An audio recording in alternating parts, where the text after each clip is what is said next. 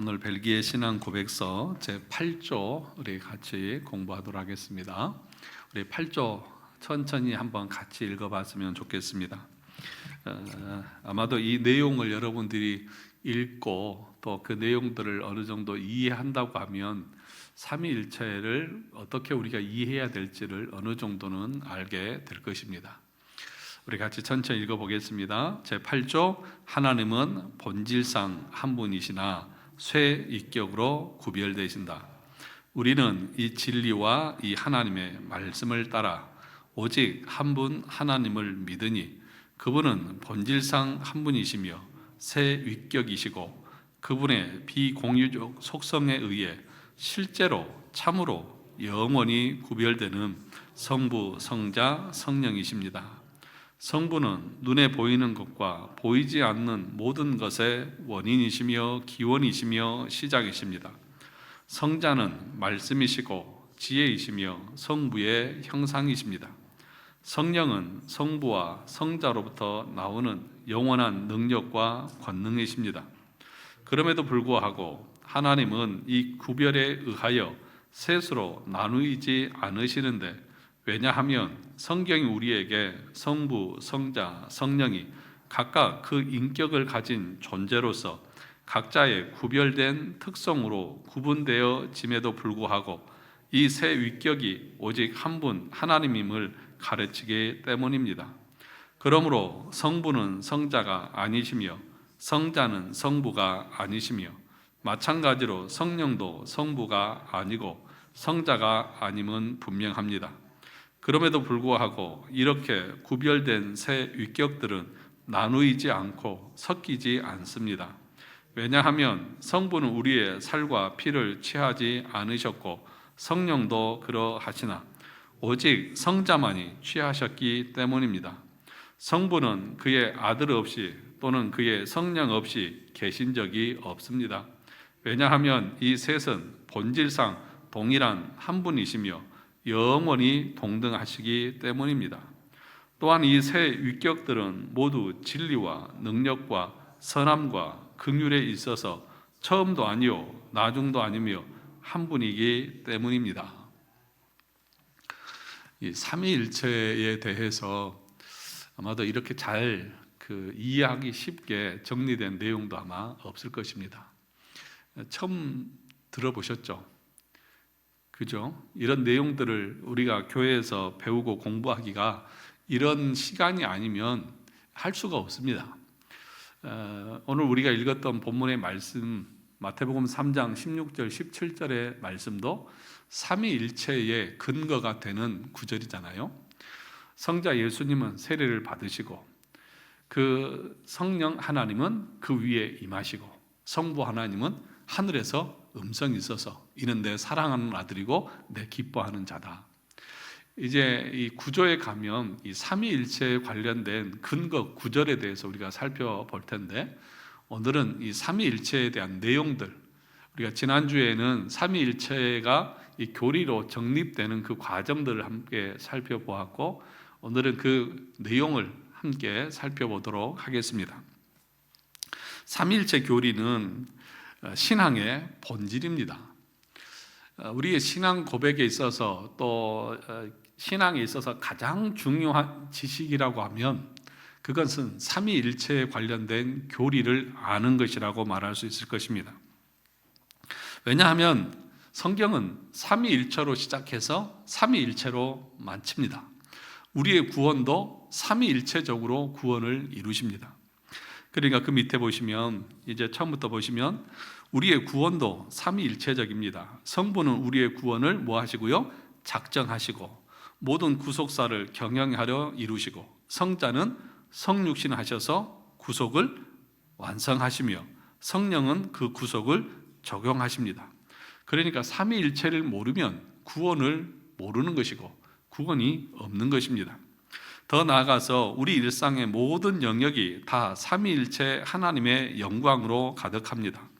하나님께서 홀로 하나로만 계신 것이 아니라 삼위로 계셔서 서로 사랑 가운데 연합하여 계신 것처럼 이 세상을 창조하실 때도 하나의 피조물만 만드신 것이 아니라 수많은 피조물이 있게 하셔서 서로 조화 가운데 연합하게 하셨고, 또 사람도 그렇게 한 사람만 지으신 것이 아니라 남자와 여자로 만드시고 그들로부터 많은 후손들이 나오게 하셔서 거대한 하나의 공동체, 곧 하나님 나라를 이루어 수많은 관계 속에서 서로 조화롭게 살아가도록 하셨습니다.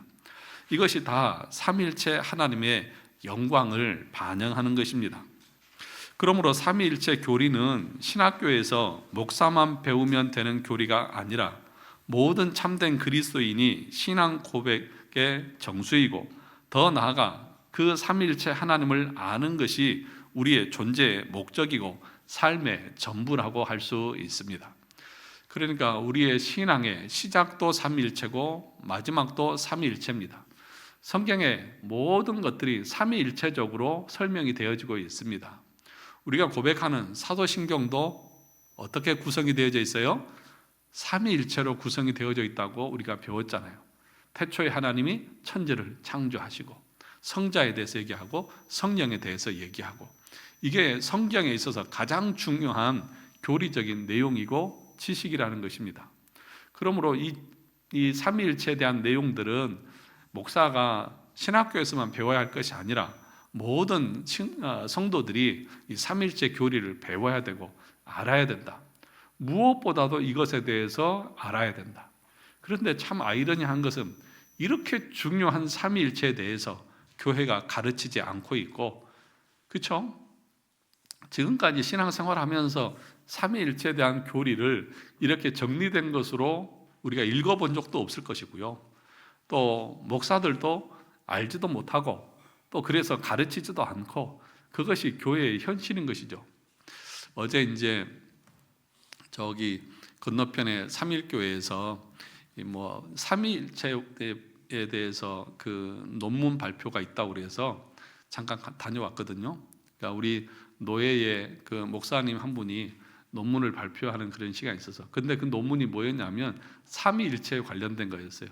두 분이 발제를 했는데, 한 분은 이제 니케아 신경에 대해서 동일 본질과 유사 본질에 관련된 그런 얘기들을 하고, 또 다른 분은 이제 삼위일체에 대한 교리적인 설명들, 동방교회와 서방교회에서 이 삼위일체 교리를 어떻게 이해하느냐라고 하는 것들에 대해서 이렇게 발표를 했거든요. 근데 저는 삼위일체에 대해서 계속 공부해 왔잖아요. 여러분들 가르치기 위해서 그 전에 웨스트민스터 신앙 고백서 하면서도 했고, 또 칼빈의 기독교 강요 1권 13장에서 칼빈이 말하고 있는 삼위일체에 대해서 공부를 했고, 또 하이델베르크 요리문답에서도 삼위일체에 대해서 공부를 했잖아요. 또 지난주도 또 삼위일체에 대해서 얘기했잖아요. 또 이번 주도 삼위일체잖아요. 이해가 되어졌을까요? 이해가 안 됐을까요? 다 이해하죠. 무슨 말을 하는지 다 이해하고 있죠. 그 이제 저 옆에 있던 목사님이 그 다 끝나고 나서 나랑 둘이 이제 차를 마시면서, 다른 목사님도 우리 노예 목사님들이 두 분 또 같이 옆에 있었거든요. 그분이 농담으로 그래요. 내가 다른 사람들께 보니까 다들 무슨 말을 하는지 이해를 못 하고 있는 것 같아. 목사님 외에는 다들 멍 때리고 있는 것 같아.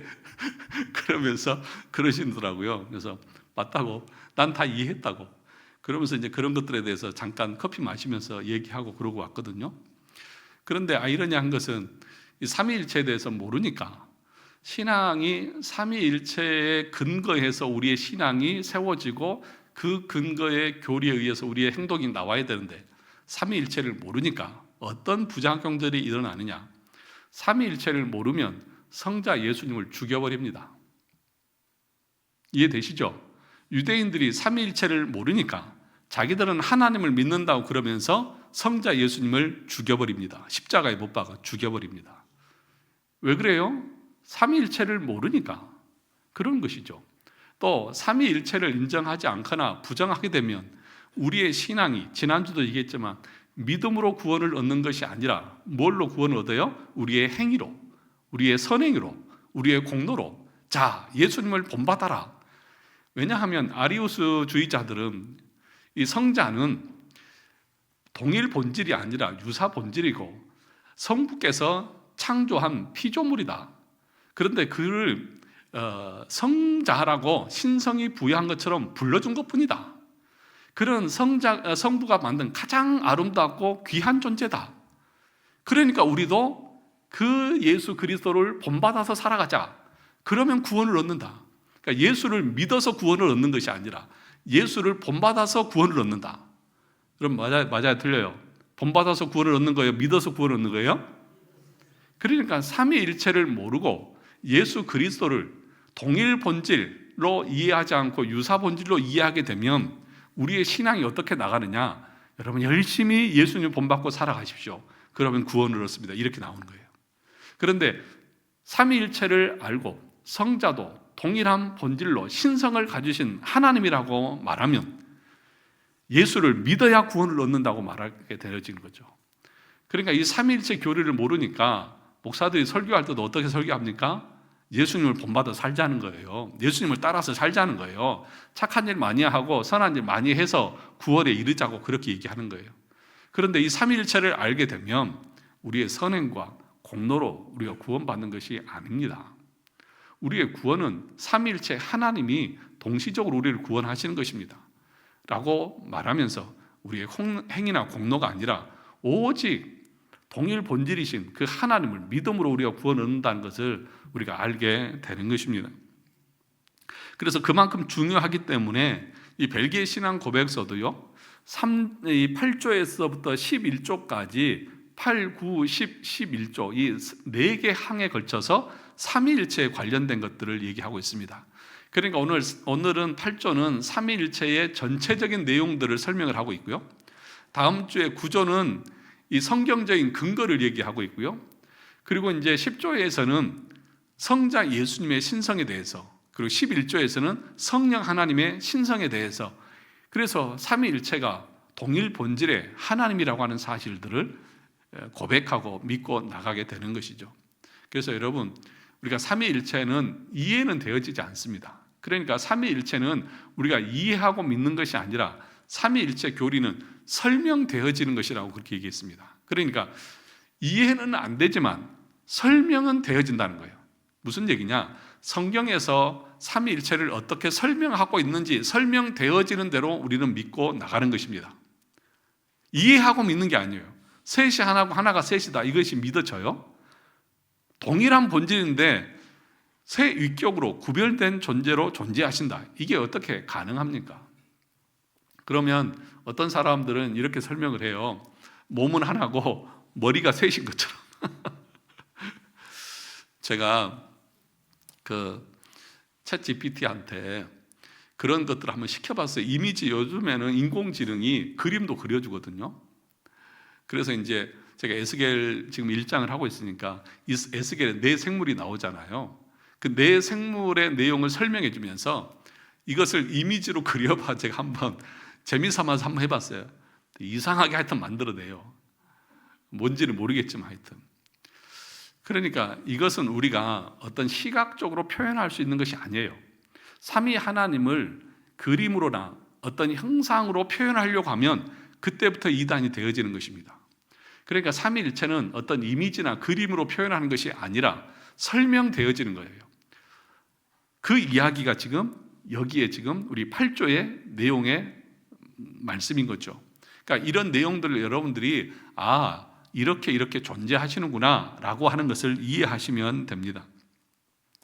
자, 우리 2페이지 중간에 보시면 8조 하나님은 본질상 한 분이시나 어떻게 구별되신다고요? 세 위격으로 구별되신다.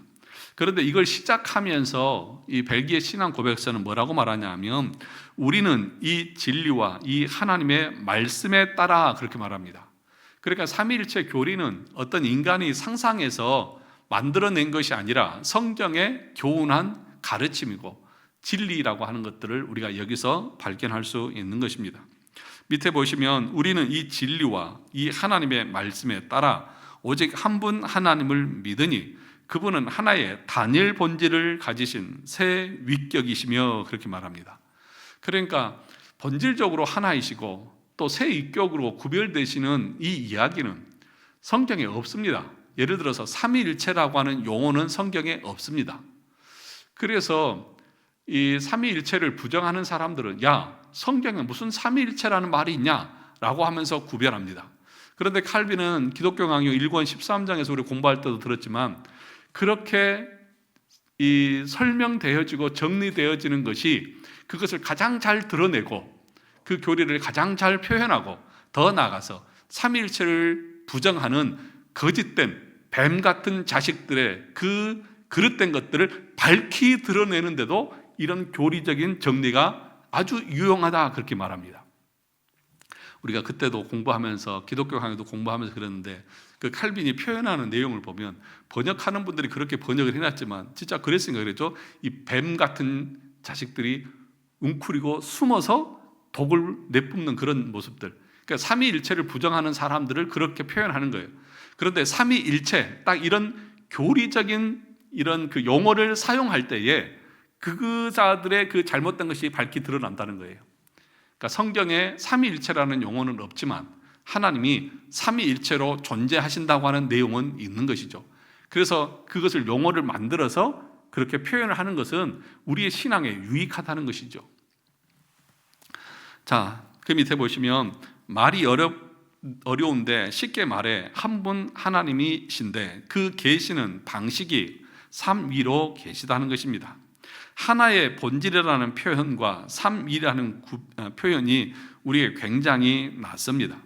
성경에 나오지 않는 표현입니다. 그럼에도 불구하고 이 용어를 쓰는 것은 삼위 하나님을 설명함에 있어서 이보다 더 좋은 용어가 없기 때문입니다. 그리고 이 용어들은 성경의 가르침에 철저히 기초하고 있습니다. 먼저 하나님은 한 분이십니다. 절대로 세 분이 아니십니다. 존재의 수를 말할 때 하나님은 복수가 아니라 단수이십니다. 이것이 하나의 단일한 본체라는 표현의 의미입니다. 우리가 하나님을 생각할 때 마치 각기 다른 여러 부분들이 합쳐져서 하나의 합성물을 이루듯이 하나님을 그렇게 이해하면 안 됩니다. 이것을 하나님의 속성에서 단일성이라는 내용에서 살펴보았습니다. 그러니까 여러분, 하나님은 본질에 있어서는 몇 개예요? 하나죠. 본질에 있어서는 하나예요. 그러니까 하나님이 삼위로 구별되어 존재하신다고 말하니까 그러면 하나님이 이것저것 합쳐져서 하나가 되어졌나? 그렇게 합성물인 것처럼 이해하면 된다, 안 된다? 안 된다. 그래서 우리가 앞에서 보았죠. 하나님의 그 속성을 말할 때 단일성. 단일성이라고 하는 것은 뭐 하나님의 속성이 여러 가지가 있잖아요. 무소부지하시고 전능하시고 전지하시고 뭐 이렇게 여러 가지 속성들이 있잖아요. 이런 것들이 막 섞여져서 조합이 되어져서 하나의 본질이 되어졌다. 예를 들면 자동차를 만들면 부품들이 막 모여가지고 하나의 자동차가 되어지잖아요. 이런 식으로 삼위일체를 생각하면 된다, 안 된다? 안 된다는 거예요. 구별되지 않는 거예요. 그러니까 그때도 얘기했죠. 하나님은 뭐예요? 사랑이시다. 그것만 강조하면 돼요, 안 돼요? 그럼 공의 하나님 어디에 계시고요? 다 동일하게 사랑의 하나님이시고 동일하게 공의 하나님이시고 동일하게 무소부지하신 하나님이고 동일하게 전지전능하신 하나님이다. 이게 하나님의 단일성이라고. 그러니까 하나님의 속성을 그 모든 내용들 다 묵상하면서 하나님을 묵상해야지. 하나님은 사랑이다. 다들 인간들도 사랑을 좋아하니까 하나님의 사랑만 강조하면 하나님의 단일성을 깨는 거예요. 그러니까 지금 표정들을 보니까 무슨 말을 하는지 도대체 이해가 안 간다는 표정들로 다들 이러고 계시는데 하여튼 들으시기라도 하시기 바랍니다. 네, 이해가 안 되어도. 자, 그 밑에 뒤에 보시겠습니다. 3페이지.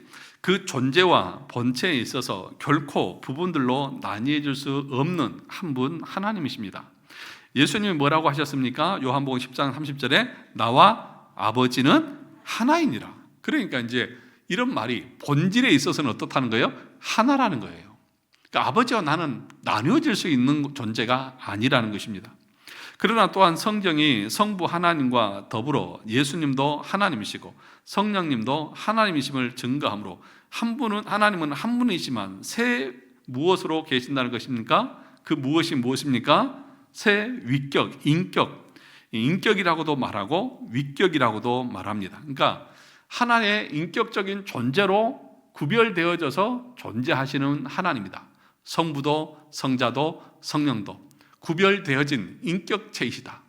그런데 그 세 분은 본질에 있어서는 동일하신 한 분이시다. 그렇게 말하는 것입니다. 이것이 이렇게 설명만 되어지지, 이것을 우리가 우리의 어떤 논리나 어떤 과학이나 이성으로는 이거는 이해되어지지 않는 것입니다. 하나님이 새 인격이십니다 라고 할 때 바로 후자의 의미로 그렇게 말하는 것입니다. 즉 성부와 성자와 성령이 각기 지정의가 있으신 인격이십니다. 그런데 우리나라 말에는 인격이랑 같은 뜻으로 위격, 자리 위 인격 격자라는 용어도 있습니다. 그래서 새 위격이시면서 뭐라고요? 일체라는 뜻에서 삼위일체라고 고백합니다. 그러니까 일체라고 하는 말을 여러분 숫자적으로 이해하시면 안 되며, 그러니까 삼위일체, 그러니까 하나다, 이 하나다 그렇게 표현하면 안 되고요. 일체라고 하는 그 말의 의미는 동일하다, 그런 의미로 이해를 하셔야 됩니다. 성부, 성자, 성령이 동일하신 분이다. 그리고 구별된 새 위격으로 존재하신다. 이것이 삼위일체를 한 문장으로 정리하는 문장입니다. 잘 들어보세요. 동일한 본질에 구별된 새 위격으로 존재하시는 하나님. 한번 따라서 해보세요. 한번 해보세요. 한번 여러분 스스로 한번 해보세요. 동일한 본질에 구별된 새 위격으로 존재하시는 하나님. 그러니까 한마디로 삼위일체를 설명해 봐라 그러면 동일한 본질에 구별된 새 위격으로 존재하시는 하나님. 구별되어졌어요. 여러분 표현도 구분이 아니에요. 구별이에요. 새 위격, 인격적으로 세 분을 셋으로 존재하시는 거예요. 그런데 그분의 본질에, 본체에 있어서는 동일하시고 동등하신 거예요. 그러니까 이것을 우리 이성으로는 도저히 잘 이해가 안 가는 것이죠. 자, 그래서 벨기에 신앙 고백서를 계속 보시면 그 삼위의 교환할 수 없는 특징들에 의해 성부, 성자, 성령은 어떻게 해요? 실제로, 참으로 영원히 구별되십니다. 실제로, 참으로 영원히 구별되십니다.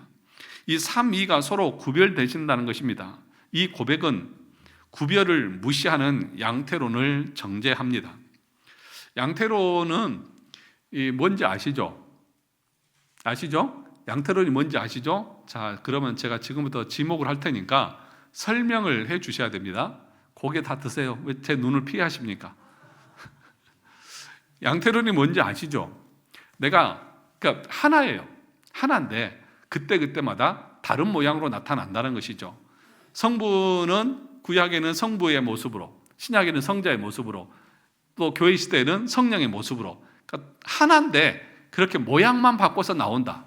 그러면 구별된 새 인격으로 존재하신다고 하는 것을 부정하는 것이잖아요. 그렇잖아요? 하나만 얘기하잖아요. 그러니까 이 양태론을 이단으로 정죄를 하는 것이죠. 그래서 하나만 얘기한다. 그래서 단일 신론으로 빠지면 안 돼요. 그래서 새 위격으로 구별되신다고 하는 삼위로 존재하신다고 하는 것을 부정하면 안 되는 거예요. 그래서 양태론적인 설명은 성경적이지 않다는 것입니다. 그 얘기를 이제 밑에 해놨고요.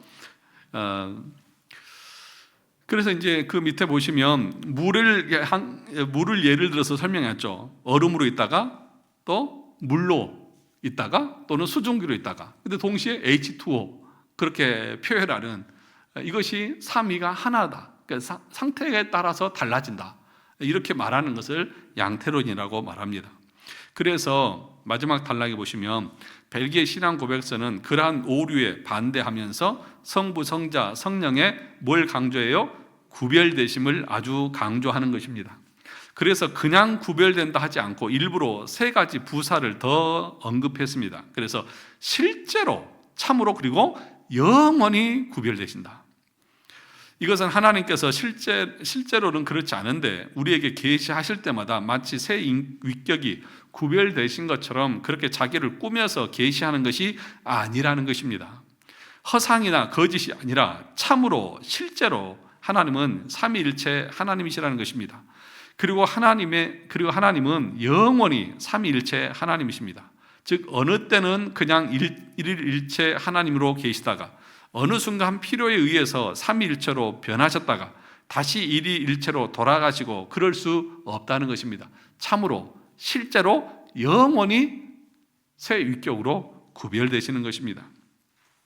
4페이지 보시면 그러면 삼위 하나님이 구별되신다고 했으니까 어떻게 구별되시느냐? 그 자신만의 독특한 특성들이 있다는 것입니다. 그것을 벨기에 신앙 고백서는 그 삼위에 교환할 수 없는 특질이라고 그렇게 표현합니다. 즉 성자, 성령에게는 없지만 성부에게만 있는 성부의 독특한 특질이 있다는 것입니다. 마찬가지로 성자에게만 있는 성자만의 독특한 특성, 성령에게만 있는 성령 하나님의 고유한 속성이 있다는 것입니다. 그 각각이 무엇입니까? 먼저 성부 하나님만의 독특한 특성은 바로 성자와 성령의 원인과 기원이 되신다는 것입니다. 즉 성부께서 성자를 낳으셨습니다. 그리고 성령을 보내셨습니다. 이것은 존재론적인 원인과 기원과 시작을 말하는 것이 아닙니다. 아리우스처럼 성부께서 성자를 낳기 전에는 성자가 존재하지 않았다거나 성부께서 성령을 보내시기 전에 성령이 존재하지 않았다는 식으로 말하면 안 됩니다. 성부가 성자를 낳는다는 표현은 시간의 흐름 속에서 성부가 성자를 낳는 사건을 말하는 것이 아니라 시간의 흐름이 없는 영원 상태에서 성부와 성자의 영원하고 불변하는 관계를 표현한 것입니다. 즉 영원히 성자를 낳으시는 것이 성부가 성자와 성령과의 관계에서 가지는 독특한 특성인 것입니다. 이러한 독특한 특성에 기초해서 특별히 작정과 창조 사역이 성부 하나님의 사역으로 돌려집니다. 그러니까 성부의 특징이 있죠. 그건 뭐예요? 창조와 우리의 구원을 작정하시는 것이 성부의 특징이라는 것이죠. 또 뭐가 있습니까? 성자를 낳으시고 성령을 보내시고 그렇게 말합니다. 그런데 이 낳는다, 보낸다 이런 것을 시간적인 의미로 우리가 자녀를 낳는 것처럼 이해하면 된다, 안 된다? 안 된다. 그래서 무슨 표현을 쓰냐 하면 영원히 낳으신다. 여러분, 영원히 낳으신다. 이런 표현이 말이 됩니까? 안 되잖아요. 그러니까 아리우스 주의자들은 이런 표현을 가지고 성부가 성자를 낳았으니까 그걸 시간적으로 이해를 하는 거예요. 그래서 아버지가 있고 아들이 있는 것이지 동시에 아버지와 아들이 어떻게 동시에 존재할 수 있느냐, 그렇게 말하면서 성자는 성부에 의해서 피조된 피조물이다, 그렇게 이해를 하는 거예요. 그래서 나중에 신성을 부여해 주셨다, 쉽게 말하면 명예적으로 신성을 부여해 주었다, 하나님이 큰 은혜를 주셔서 그런 신적인 능력을 부여해 주신 것뿐이다, 그렇게 말하는 거예요. 그러면 여러분, 성자가 피조물이라고 하면 낳을 때가 있으면 뭐 할 때가 있어요? 죽을 때가 있는 거죠. 그렇지 않습니까? 만약에 그게 피조물이, 성자가 피조물이라고 하면 태어난 적이 있으면 죽을 때도 있는 거죠. 그러므로 그분은 신성을, 우리의 중보자로서의 그 자격을 상실할 수밖에 없는 거예요. 그러니까 삼위일체가 무너지면 우리의 구원론이 무너지는 것이고 여러분의 구원이 허무하게 무너져 버리는 것입니다. 그러니까 지난주에 배웠다시피 이 아타나시우스가 이 아리우스 주의자들과 또 중재하는 자들에게 이오타, 동일 본질이 뭐였어요? 호모 우시오스, 유사 본질이 호모 이우시오스. 그러니까 이오타 하나를 넣자, 그냥 유사 본질로 하자. 그런데 아타나시우스는 뭐라고요? 안 돼, 못 넣어, 절대로 안 돼. 야, 이 고집불통 같은 놈아, 너만 맞냐? 이거 하나만 넣으면 모든 사람들이 화목하고 화합하고 평화롭게 지낼 수 있는데 너 하나 때문에 이 이오타나게 뭘 하고 이거 안 넣어가지고 이렇게 교회를 분열시키냐 하면서 그렇게 욕을 하고 추방을 시키고 모함을 하고 했잖아요. 그런데 그걸 넣을 수 없는 이유가 뭐예요? 그걸 넣으면, 유사 본질이 되면, 하나님께서 성자를 창조하신 피조물이 되면 우리의 구원이 무너지는 것이고 삼위일체 교리가 무너지는 것이기 때문에 내 목숨을 걸고라도 그것은 받아들일 수 없다. 그래서 이 아타나시우스의 평생의 소원이 뭐였어요? 아리우스 척결, 이단 척결이에요. 예.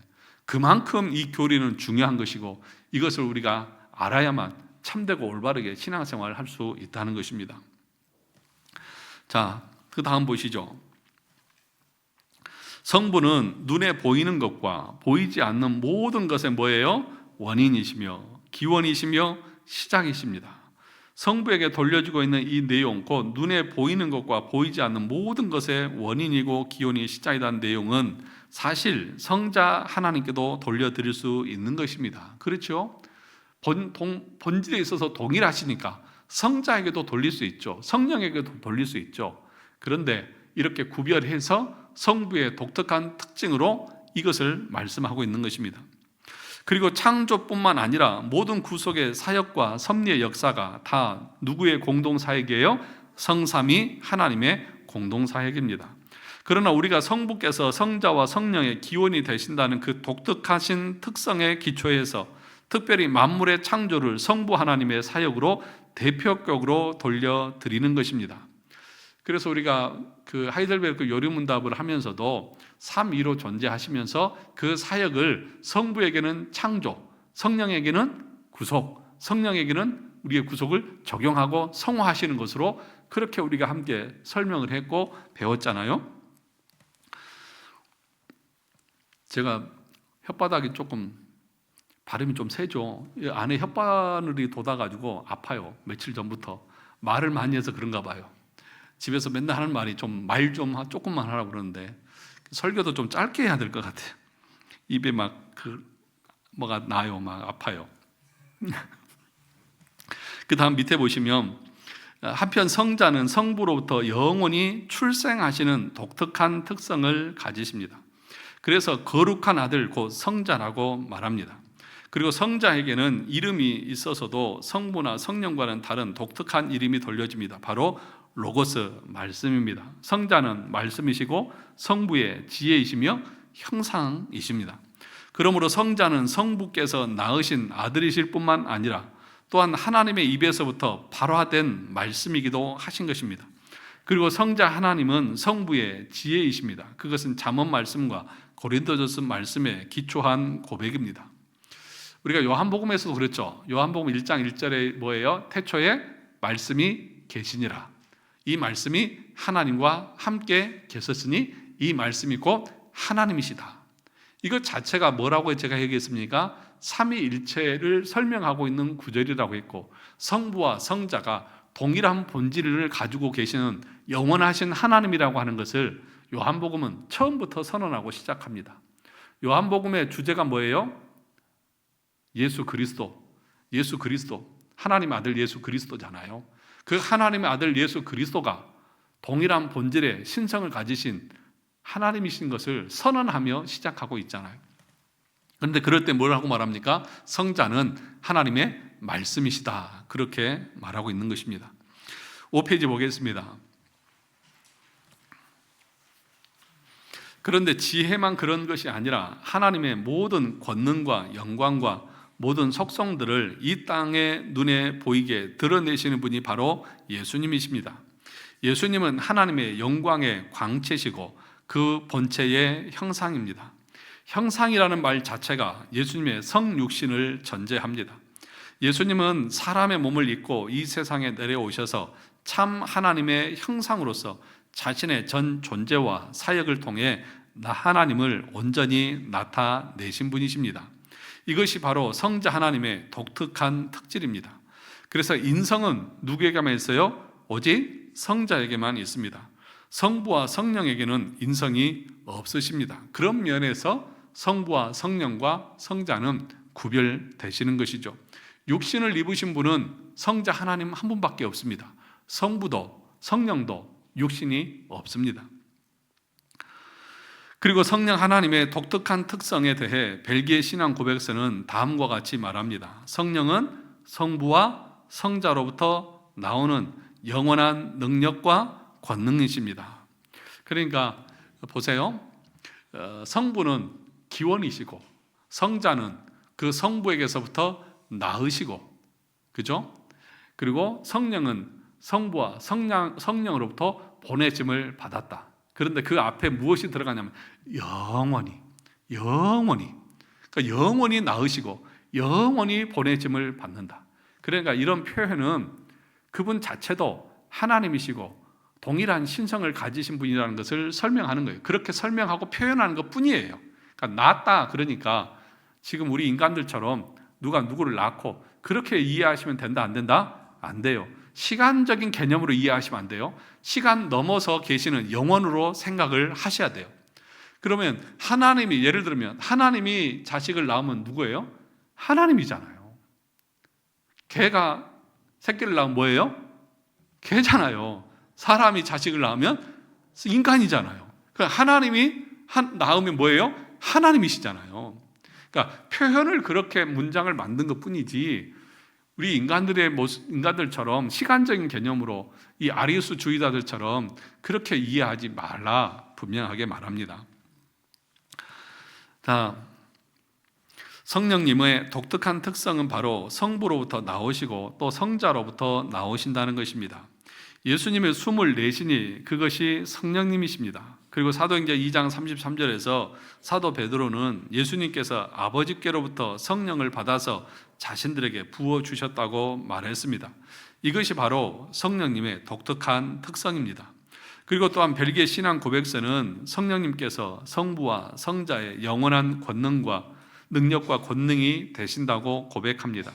즉 성부와 성자 하나님의 뜻과 의지를 실제로 이 세상의 권능과 능력으로 집행하시고 역사하시는 분이 바로 성령님이시라는 것입니다. 그래서 우리가 성령을 이해할 때 단순히 성령을 어떤 힘이나 능력, 파워 이런 것으로만 이해하면 돼요? 안 돼요? 안 된다고 말씀드렸죠. 왜요? 구별된 새 위격으로 존재하시잖아요. 인격적으로 존재하시잖아요. 그리고 그 본질에 있어서는 동일하시잖아요. 그런데 인간이 함부로 그 하나님을 향해서 성령을 받아라, 성령을 자기가 주는 거예요? 자기가 호주머니에 가지고 있다가 너 줄게 받아 그러고 주는 거예요? 그러니까 하나님을 모독을 해도 유분수지. 기도원 가면 그런 말도 안 되는 주장들, 말도 안 되는 그런 말들을 하잖아요. 왜 그럴까요? 삼위일체를 모르니까. 삼위일체 교리를 모르니까, 목사들도 잘 모르니까, 공부를 안 하니까 그냥 성령을 자기가 주는 것처럼 무슨 능력, 파워 이런 것으로만 생각하면서 성령 받아라 그러고 있는 거잖아요. 그런 것을 들으면 여러분들은 뭐라고 그럴까요? 저게 진짜 2단이야 3단이야 그렇게 이해를 하셔야 돼요. 그런데 또 거기다 머리를 들이밀고 성령 받기를 원합니다 이러고 있으면 깝깝한 거죠. 그러니까 그런 거를 보고 또 그런 것을 진짜로 따라서 하는 사람들 보면 저희들 같은 사람들 볼 때 참 깝깝하고 답답한 거예요. 삼위 하나님을 어떻게 이해하느냐가 우리 신앙을 이렇게 변질시키기도 하고 엉뚱하게 만들기도 하는 거예요. 성령 하나님은 인격자세요. 그래서 기도할 때 하나님이 인격적으로 찾아오세요. 그러므로 여러분들이 성령을 단순히 어떤 힘이나 능력으로만 이해하시면 안 돼요. 자, 그 밑에 보시죠. 그러면 구별을 강조해서 이야기했으니 이제 벨기에 신앙 고백서는 하나이심을 강조합니다. 왜냐하면 구별만 강조하게 되면 결국 삼신론으로 빠지게 되기 때문입니다. 삼위로 존재한다고 하니까 그러면 하나님이 세 분이시냐? 그래서 삼신론으로 빠진다는 것이죠. 그래서 오늘 벨기에 신앙 고백서는 그렇게 빠지지 않도록 이렇게 말합니다. 그럼에도 불구하고 하나님은 이 구별에 의하여 셋으로 나누지 않으시는데 왜냐하면 성경이 우리에게 성부, 성자, 성령이 각각 그 인격을 가진 존재로서 각자의 구별된 특성으로 구별되어짐에도 불구하고 이 세 위격이 오직 몇 분이요? 한 분 하나님임을 가르치기 때문입니다. 그러므로 성부는 성자가 아니시며 성자는 성부가 아니시며 마찬가지로 성령도 성부가 아니시고 성자가 아니심이 분명합니다. 그럼에도 불구하고 이렇게 구별된 세 위격들은 나누이지 않고 섞이지 않습니다. 왜냐하면 성부는 우리의 살과 피를 취하지 않으셨고, 그죠? 성령도 그러하시나 오직 성자만이 취하셨기 때문입니다. 이 고백의 내용에서 계속적으로 반복되는 내용은 삼위가 구별되시나 한 분 하나님이시다라는 것입니다. 즉 구별을 너무 생각한 나머지 하나님을 세 분으로 이루어진 합성물식으로 이해하면 안 된다는 것입니다. 다시 말해 하나님을 삼위로 나누고 구분하고 분리할 수 있다고 생각해서는 안 된다는 것입니다. 반대로 한 분이심을 너무 강조한 나머지 삼위가 구별 없이 혼합되었다고 생각해서도 안 되는 것입니다. 그렇게 구별되시면서 한 분이신 하나님을 우리가 고백해야 합니다. 그러니까 여러분, 이 삼위일체는 한마디로 말하면 기독론인데 예수 그리스도가 성부 하나님과 본질에 있어서 동일하시냐라고 하는 것이 첫 번째고요. 두 번째는 성자 예수님의 그 인성과 신성이 어떻게 존재하시느냐에 대한 내용이 그 뒤에 이제 삼위일체 교리를 정립하는데 아주 중요한 이슈였습니다. 무슨 얘기냐 하면 인성과 신성이 성자 안에 어떻게 존재하시느냐, 섞이느냐, 아니면 완전히 다른 존재냐. 그런데 성경은 뭐라고 말하냐면 구별되지 않고 혼합되지도 않는다라고 그렇게 얘기합니다. 그래서 이것은 이제 나중에 이제 3차, 4차는 이 단성론 논쟁이라고 합니다. 그러니까 하나다. 유키테스나 또는 다른 이단들이 거기서 등장을 합니다. 어떤 것은 신성만 강조하고 어떤 것은 인성만 강조하고 어떤 사람들은 그냥 혼합되어진 다른 어떤 그 인격인 것처럼 그렇게 주장을 합니다. 그래서 이제 칼케톤 신조에서 마지막 4차 종교회의에서 그것이 구별되지 않고 혼합되지 않고 나누이지 않고 라고 하면서 그런 이 칼케톤 신조를 통해서 이 성자의 그 인성과 신성에 대한 것들을 정리를 합니다. 그래서 나누이지 않아요. 인성과 신성이 나누이지 않아요. 그러니까 얘기하는 것이 뭐예요? 우리가 십계명에서 우상을 만들지 말라. 어떤 이미지나 형상도 만들지 말라. 왜 그래요? 사람들은 인성의 모양을 그려놓죠. 그죠? 예수님께서 2000년 전에 오셨을 때의 중동 사람의 이미지를 벽에나 그림에 이런 것을 그려놓죠. 또 주일학교에서는 뭐 시청각 교육으로 살아났죠. 그러면 그 모습, 인성의 모습과 그 신성의 모습이 분리되지 않는데 그러면 그 신성이 그 그림 그대로 모양입니까? 대답을 해보세요. 그 그림 모양으로 그렇게 존재하시는 거예요? 존재할 수가 없는 거예요. 여러분 신성을 본 적이 있어요? 없어요? 없잖아요. 그 신성이 보이지 않는 것을 어떻게 그리고 어떻게 표현할 수 있어요? 그래서 칼빈이 기독교가 일권에서 삼일체를 말하면서 우리가 보여지는 대로만 느끼는 대로만 삼일체를 표현하면 흉측한 괴물처럼 보일 것이라고 말했잖아요. 그러니까 지금 뭐 교회나 이런 곳에서 예수님 그리기 대회 뭐 그림 그리고 하면서 예수님의 인성만을 보여주고 그러는데 그거는 올바른 삼위일체를 표현하는 것이 아니라고요. 그래서 삼위일체 반론하는 자들이 아니 예수님이 2000년 전에 육신으로 오지 않았습니까? 그 모습이 왔는데 그걸 그리는 것이 뭐가 잘못입니까? 이렇게 얘기하는 사람도 있습니다. 그런데 거기에 대해서 칼빈은 그것은 인자가 인성을 입고 성자가 왔다는 것을 보여주는 것뿐이지 그분을 그렇게 그려도 된다고 말하는 것이 아닙니다. 그렇게 얘기했습니다. 그러니까 삼위일체를 알아야 이 성자의 어떤 인성과 신성의 구별과 또 인성이 나누이지 않는 거, 혼합되지 않는 것을 알아야 그런 것들을 우리의 일상에서 올바르게 행할 수 있는 것이죠. 자, 6페이지 보시면 그 다음에 계속해서 성부는 그의 아들 없이 또는 그의 성령 없이 계신 적이 없습니다. 왜냐하면 이 셋은 본질상 뭐예요? 동일한 한 분이시며 영원히 동등하시기 때문입니다. 또한 이 세 유격들은 모두 진리와 능력과 선함과 긍휼에 있어서 처음도 아니요 나중도 아니며 한 분이기 때문입니다. 이 내용 곧 성삼위 하나님이 그 권능과 영광과 모든 신적 속성에 있어서 동등하시다고 하는 내용을 우리가 동일 본질이라고 말합니다. 우리는 하나님의 본체 또는 본질과 관련해서 두 가지를 고백해야 합니다. 첫째는 하나의 단일 본질이시고 다른 하나는 동일 본질입니다. 예수님께서 나와 아버지는 뭐라고요? 하나이니라 라고 말씀하실 때 바로 이 두 가지를 모두 의도하신 것입니다.